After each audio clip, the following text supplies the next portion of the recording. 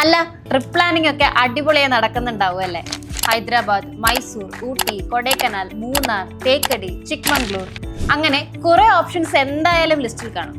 പക്ഷേ ഇത്രയും ലോങ് ഒക്കെ പോകുമ്പോൾ വിശ്വസിച്ച് കൂടെ കൂട്ടാവുന്ന ടൂർസ് ആൻഡ് ട്രാവൽസ് ഏതാണെന്നല്ലേ നിങ്ങളുടെ കൺഫ്യൂഷൻ? എന്നാൽ ഇനി ധൈര്യമായി പ്ലാനിംഗ് തുടങ്ങിക്കൊള്ളൂ. കാരണം 25 വർഷത്തോളം എക്സ്പീരിയൻസ് ഉള്ള അൽ അമീൻ ടൂർസ് ആൻഡ് ട്രാവൽസ് ഉണ്ട് വിശ്വസിച്ച് കൂടെ കൂട്ടാൻ. നിങ്ങളുടെ ട്രിപ്പ് കൂടുതൽ മനോഹരമാക്കാൻ ഇപ്പോൾ തന്നെ താഴെ കാണുന്ന നമ്പറിൽ കോൺടാക്ട് ചെയ്യും.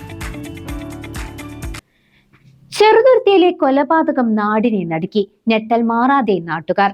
ഇന്നലെ വൈകിട്ടോടെയാണ് ചെറുതുരുത്തി ഹന്ന സ്വകാര്യ ലോഡ്ജിൽ വെച്ച് നൃത്താധ്യാപികയായ മലപ്പുറം വേങ്ങര സ്വദേശി ധനലക്ഷ്മിയെ മരിച്ച നിലയിൽ കണ്ടെത്തിയത്. പ്രതിയായ വിബീഷ് പോലീസിൽ കീഴടങ്ങി. പ്രദേശത്തെ ഒരു സ്വകാര്യ ലോഡ്ജിൽ ആദ്യമായാണ് ഇത്തരമൊരു കൊലപാതകം നടക്കുന്നതെന്നാണ് നാട്ടുകാർ പറയുന്നത്.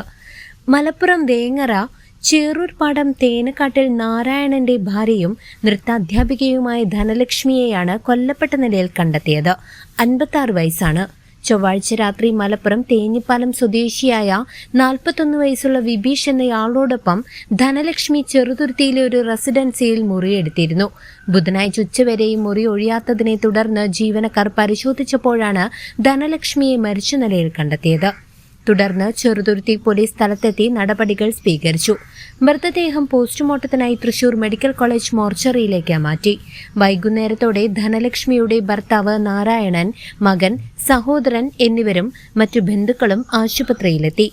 ചൊവ്വാഴ്ച വീട്ടിൽ നിന്നും പാലക്കാട്ട് കുട്ടികൾക്ക് നൃത്തം പഠിപ്പിക്കാനുണ്ടെന്ന് പറഞ്ഞാണ് ധനലക്ഷ്മി വീട്ടിൽ നിന്നും പുറപ്പെട്ടത്.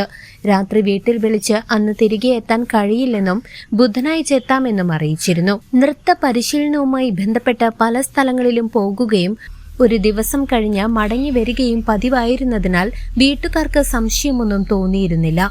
പോലീസ് മരണവിവരം അറിയിച്ചപ്പോഴാണ് സംഭവം അറിഞ്ഞതെന്ന് ബന്ധുക്കൾ കണ്ണീരോടെ പ്രതികരിച്ചു.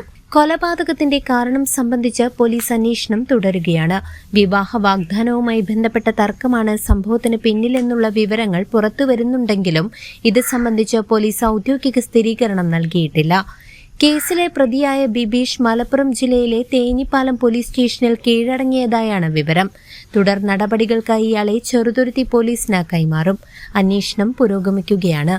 News desk CCV.